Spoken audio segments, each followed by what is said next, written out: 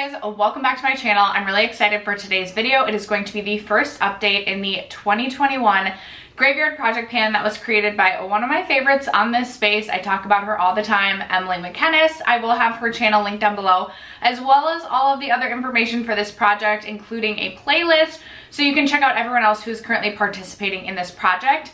If you are new to this project, this is a project that is focused on working on products in our collection that either are getting old in our collection. We call this the collecting cobwebs category. So products in our collection that are, well, could physically actually be collecting cobwebs, just have been sitting around for a while, could be some of the oldest in that category, whatever it might be. And then we also have the resurrection category, and this category focuses on products that we've been working on in previous projects that we missed our goal on, or didn't hit our goal, didn't finish the product before the project ended, etc. So I have 6 products to share with you today, my progress on them. I will be rolling one product out. So if you guys are interested in seeing my update, stay tuned. First, if you have yet to subscribe to my channel and you like project painting content, or you just like to chit chat about makeup, I would love if you would consider subscribing before moving on. And other than that, let's get into this update. Alright you guys, the first product that I'm going to be rolling out, and I'm going to share this first because I'm actually like decluttering this product. This is my Too Faced Born This Way foundation. So I have previously panned at least one of these, used one up to completion, I believe in my it was either 2019 or 2020 project pan. This used to be a favorite foundation of mine. I think this is my 4th or 5th jar of this. However, I just don't love a foundation that is this full coverage all that often anymore. And I prefer my Dior Forever or my Dior Forever Skin Glow to the Too Faced Born This Way. I've purchased, I think, 12 new foundations / skin tints in this year alone.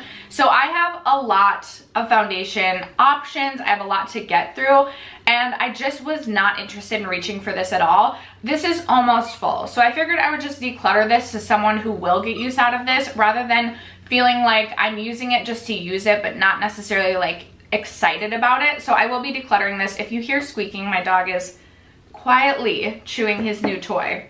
So I'll be rolling something in at the end to replace that. Up next, I did have a second foundation that I was working on. I had my Dior Face and Body, Dior Backstage Face and Body. So I worked on this, I think, in last year's year-round project. I used to really enjoy this, but the shade match on this is just not great for me, and it's just not a favorite anymore. I also just love to try new things. As I said, I purchased at least 12 foundations this year. I just updated my makeup inventory, so if you're interested in that, that will be linked below as well as every other project I'm currently participating in case you want to binge watch some of my other projects.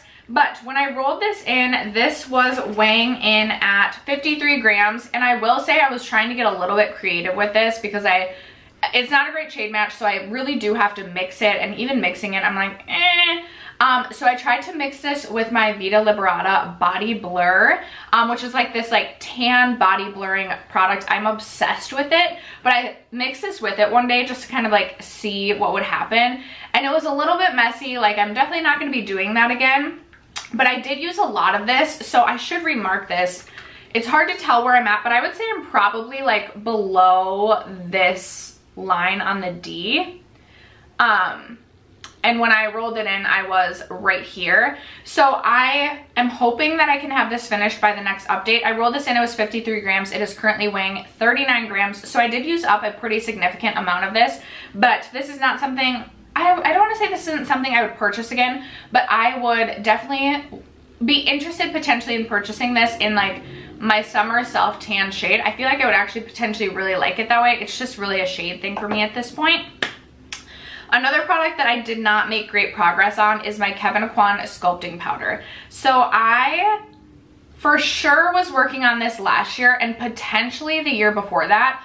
I swear I had heard people say this like went really quickly, and potentially it does if you're actually like contouring your cheeks every day, which is just not something I'm doing at all anymore. I get such a muddy mess when I try and like contour and bronze, and then I don't really love just a contour on me, especially like when I have like more like of a warm complexion, or I'm trying to match to a warmer complexion with my self tan, and then I just feel like this just does not look great on me. So I've used this to like contour my nose some, but when I rolled this in, it was 31 grams. My dog just hit my camera. Okay, hopefully we're at least straight again.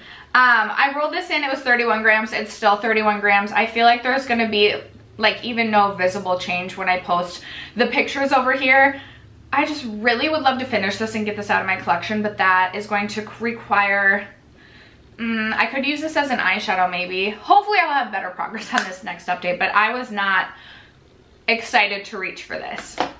One of my favorite products ever, my favorite lip product, my favorite lipstick I should say, not necessarily like lip product because I would probably choose a lip gloss over a lipstick, but my Tarte Rum Punch lipstick. I have worked on this in 2 year-long project pans, and I believe I have worked on this in every round of the Graveyard project pan, but this is my favorite lipstick, like I said, Tarte Rum Punch. I reached for this a ton, and I'm excited because when I show you my line markings that I'll post over here, you can see I've made great visible progress. I also still have quite a significant slant, so I feel like oh my gosh, can this focus? There we go. I feel like I still have a decent slant going on this, so I feel like, I don't know that I'll have this finished by the next update, although I do reach for this so often in the summer. This is just like constantly in my purse when we go out to eat or do anything in the summer, but I am very confident, pretty confident I'll finish this by the finale, which is October 31st. And I think that'll be for sure my second full-size lipstick this year that I have finished up, possibly third. So that's super exciting. That is a shade that I would want to repurchase though. Although I do have quite a few other shades from that line. And some are, it's my favorite, so I would need to repurchase it. Which I hate doing that. I hate panning something that like I know I'll repurchase. But anyway, that's beside the point. Okay, 2 more products left.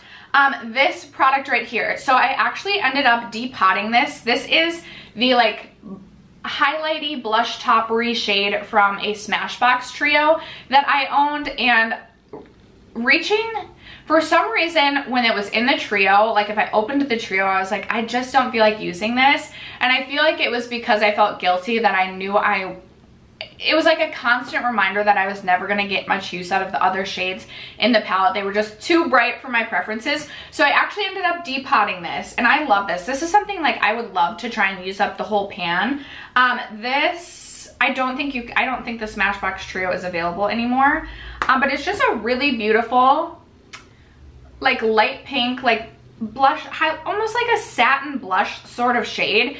I use it more as a blush rather than an actual highlight, but I've been opting for a glowier cheek. Like matte on my face is just not a thing in anything anymore. Bronzer, blush, not highlight, because obviously that's not, well, you could do a matte highlight. Anyway, I've been loving this as a blush.